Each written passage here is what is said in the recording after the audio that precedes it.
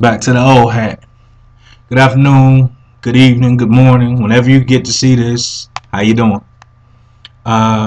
Conversations Part 4, Episode 4 is here, and I'm going to get right into it. But before I do, let me hit you with the books. Karma. By who?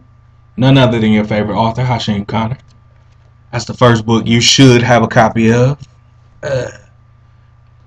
After that, you have to get yourself a copy of The Learning Curve. Another great book by none other than Hashim Conner. And for all my big time fans, the congregation, I know you got this. I know you enjoyed this. Looking for Congregation 2 is coming. Don't worry. Last but not least, the new one, The Escort. Are you ready? You ready? Huh? You ready? I know you're ready. I know I'm ready. Let's get right into these questions. Question 1 comes from my man, MB, Marlon Bradford. And no, it's not the same guy from the books. So stop asking. That's not fair to him. Believe it. Alright, so Marlon Bradford says, I've had the opportunity to read everything you've written from Karma to The Learning Curve to the Congregation, and I'm looking forward to The Escort. My question is, I've been able to see growth from each book to the next. As a writer, are you able to see the growth in your writing? Yes, sir. I've had the opportunity to sit back. I'm taking a little time off from writing, and I've actually had the opportunity to read some of my work, and as I don't want to sound cocky, but as impressed as I was with Karma, I'm light years. I'm talking about light years better. I'm millenniums better now as I get to The Escort than I was with Karma. So I'm definitely able to see growth in my characters, in my plot, in my description, in my sex scenes. No, I'm joking. But yeah, I'm definitely able to see growth, and I appreciate the question. We're gonna jump right in. We got a bunch of questions from dudes this conversation, and I appreciate it because that's letting me know that y'all reading me too, and I love it. I love it. I really love it. All right, question 2 is from Christopher Watkins. As a former media student, I would be interested in working on one of your books. Have you ever thought of, or do you have plans to write a movie script or turn one of your books into a movie?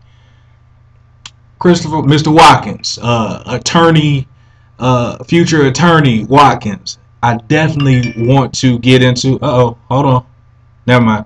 I definitely want to get into writing movies, and as I wrote The Escort, I kind of saw it as a movie while I was writing, and it's probably the easiest one to translate or transfer into a movie instead of just being a book, because of the different dimensions that it takes on, the different forms that it takes on, the different things that it deals with.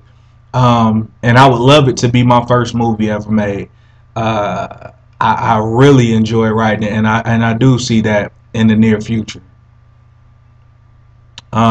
Question 3 didn't have, I made the mistake of not writing down who it was from. I think it was from Quay. I'm not sure, Quay. It could have been from you, but let me know if it wasn't. How do you plan to tie the Detroit public school system into the types of books you write?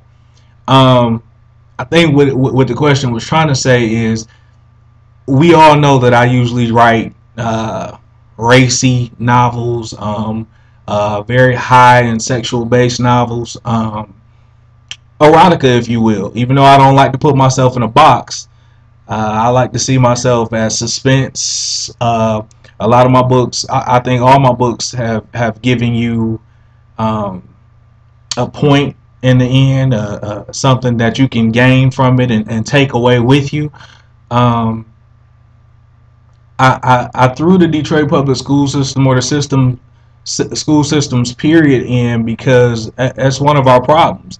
And if you've been following me from karma all the way up to here, you notice that I usually throw that in a lot. The learning curve, Christopher Alexander was a public school teacher.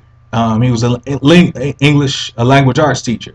And this one, he's not a teacher anymore. He's a reporter, but he still talks about the school system, and that's a strong point in my life, and I wanted to translate into my books. So I think if you take the time to read The Escort, you'll see how the two coincide. Question three. Question three is from Brandon Brain. Yeah. What kind of support have your friends and family shown? Ooh, that's kind of a loaded question. My friends and family have definitely shown a great deal of support. They've gone above and beyond to support, especially my friends and my family. I have noticed that my strongest support usually comes from areas that I didn't expect it to come from. And from what I hear, that's how it usually is. You get a surprise from other people in the industry, other people. Your fans support more than you expected them to support. I never expected the amount of support that I get. So I think friends, family, fans, everybody has been extremely supportive, and I hope that you continue to be supportive, because I got a lot of good stuff that I plan on doing in the future. So to answer that question simply, I've got a lot of support from many different places. How's that? I think that's good. All right. Question 4.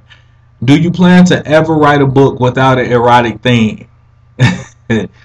I think that's from my man Miles, I believe. Yep. Miles, everybody,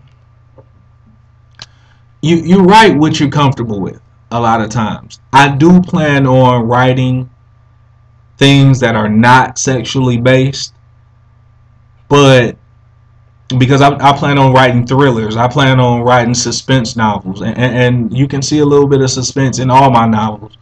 And I do plan on toning the sexual aspect down so I can get more into the plot, into the storyline, and so you can become more one with characters. But I do plan on staying firm with the fan base that I've attracted, that I've connected with. So I look forward to keeping my fans and adding new fans, and I can only do that by growing, and I plan on growing with every book that I put out.